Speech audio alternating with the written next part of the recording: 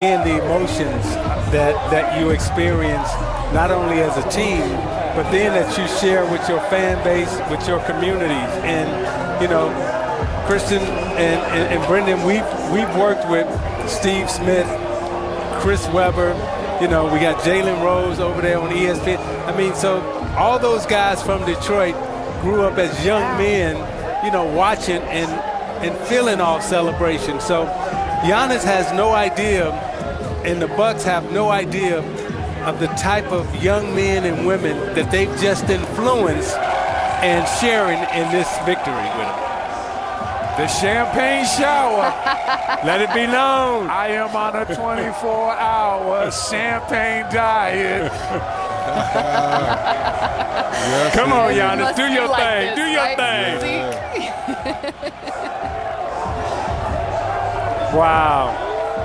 I still get a little teary and emotion whenever I see like celebrations, because I know that feeling. Do you feel that way too, Brendan? You get happy for other champions. Yes. You know what you felt. You know what you went through. Yeah. When you see somebody else getting to experience it, you get happy for other champions. You're like, man, I remember that moment. I'm so happy for Giannis. So I'm so happy for a guy like a Jeff Teague that gets to experience that. PJ Tucker. So many guys that help this team that aren't the biggest names, whether we're talking about Bobby Portis, DiVincenzo, who got hurt, but he was a big part of helping get this team to the playoffs. You just get happy to see all those guys have that champagne diet, put those goggles on and be champions and do that dance. Do your dance, Donovan. We don't call that the Greek two-step.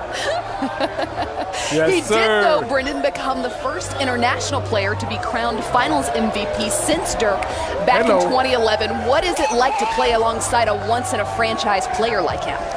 When you play with somebody that is that unique, sometimes you take it for granted, but then there's times when you just watch and you're just like, wow, it's incredible what this guy does. In 2011, man, this dude's 7 feet tall, shooting one-leg fadeaways. Now, I know one-leg fadeaways seem like pretty routine now, but in 2011, he was the only guy doing it.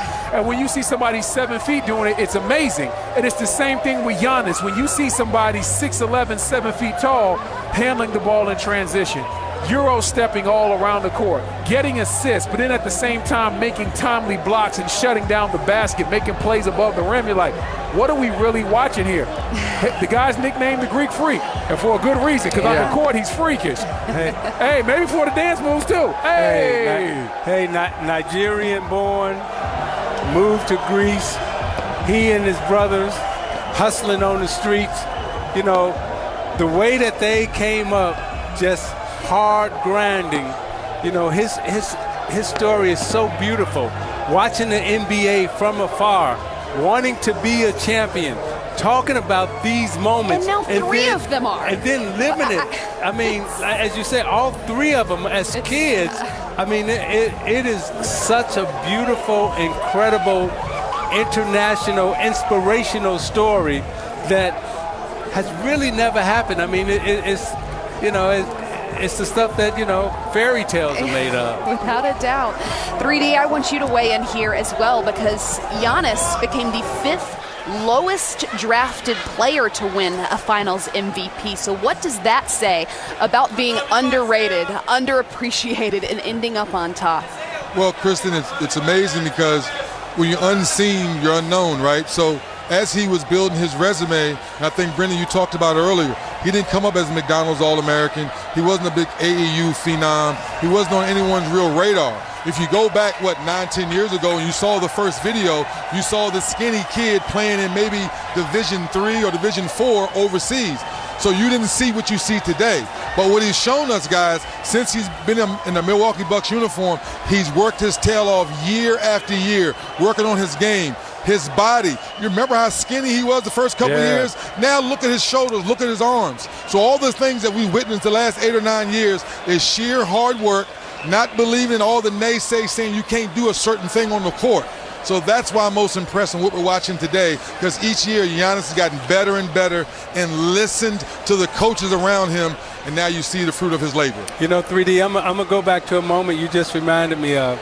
When John Hammond was here and he drafted Giannis, and Billy McKinney was his assistant GM, they asked me to come down and spend some time talked to Giannis, and I never forget, he walked into the gym, and he was just all legs and arms. Right, right. He was legs and arms, and he was and they were just talking about what they wanted to develop and grow in him, and it's amazing that he's turned out to be that.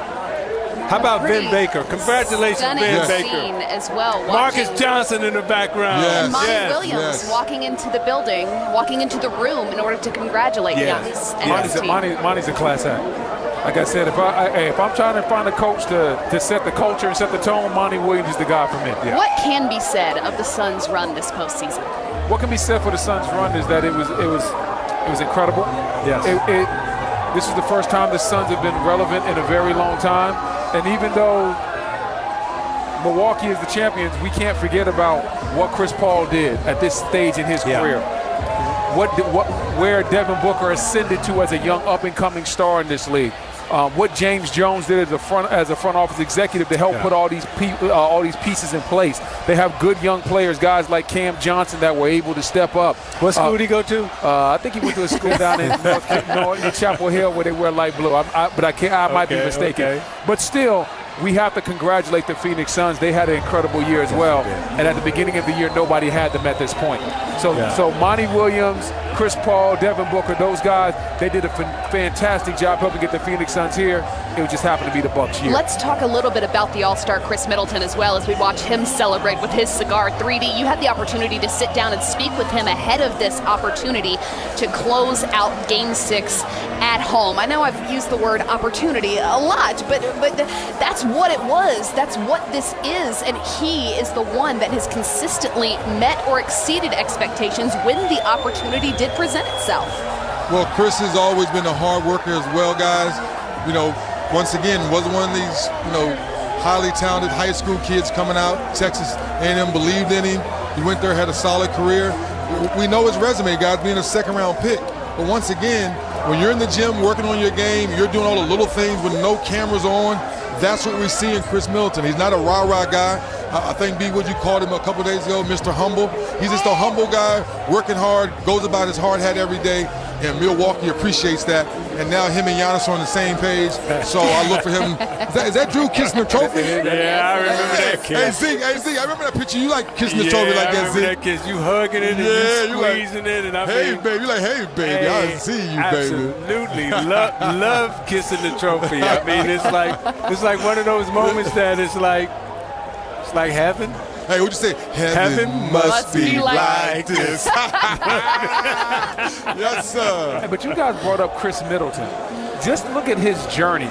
This guy went from being in the G League to being the finisher, to being a finisher on an NBA championship level team. Yeah. And like you said, it just goes to show you that it's not where you start, it's where you finish. Because I guarantee you, when he was playing in them G League games, he had to think to himself, am I going to be where I want to be? Yeah. And there's sometimes self-doubt can creep in. Yep. But guess what? He's here now. He continued to improve and ascend, and every single year he got better and better.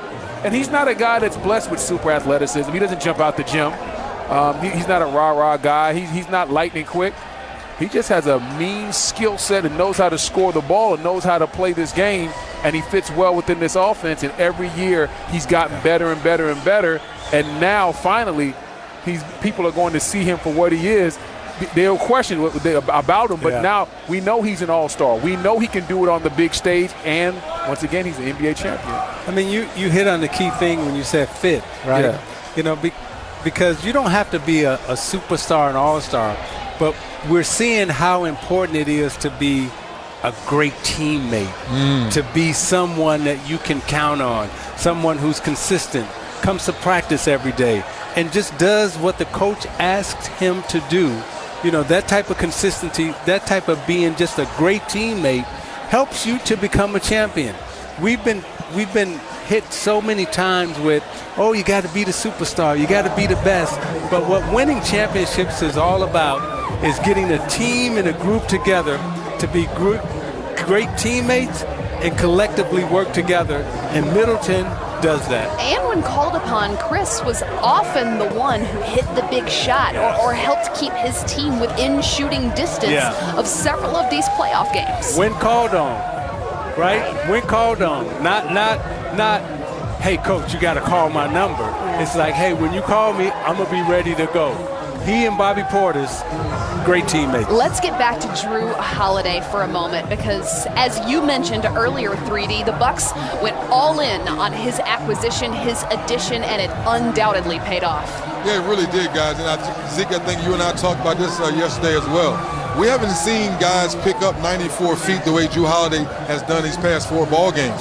And I was saying the first couple games that I thought it was wearing his legs down when he was 4 of 14 and 7 of 21. Then he goes 3 games where he shoots the ball well, and he comes back tonight. Correct me if I'm wrong, guys. I have a stat sheet in front of me. He was 4 of 19? 4 for 19, yeah. But still had 11 assists and still had 2 or 3 huge steals in the second half that helped the Bucks get back in the ball game. So once again, it's not all about the gaudy numbers. It's about the real numbers for Drew Holiday down the stretch to help to be a champion. Championship and level. From here on out, that's how we'll have to introduce him. Yes. The NBA champion, Drew Holiday.